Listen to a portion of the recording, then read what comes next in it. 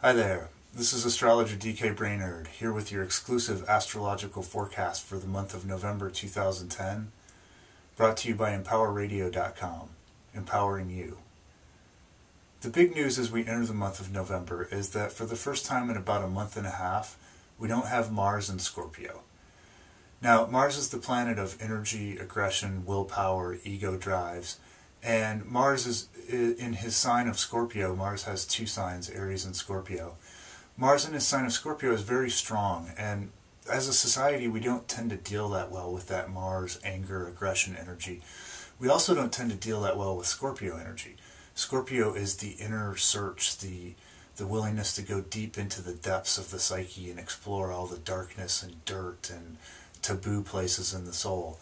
So even though that work with Mars and Scorpio is very valuable, it can be a little overwhelming for most of us, and a lot of times people experience that as sort of frustration or resentment or tiredness, all ways of depression, all ways of indicating that we're not doing that well with Mars. And to be fair, it was a lot of Mars.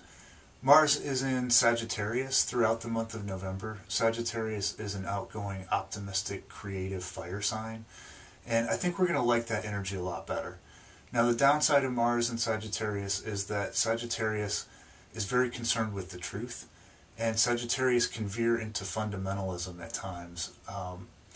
Examples of that would be, my truth is better than your truth. And with Mars in Sagittarius, I might feel like I need to get rid of you, or crush you, Mars, because you're not living up to my truth or meeting up to my expectations. We saw a lot of that kind of fundamentalism over the last 15 years with the Muslims, with the fundamentalist Christians, etc., while Pluto was in the sign of Sagittarius.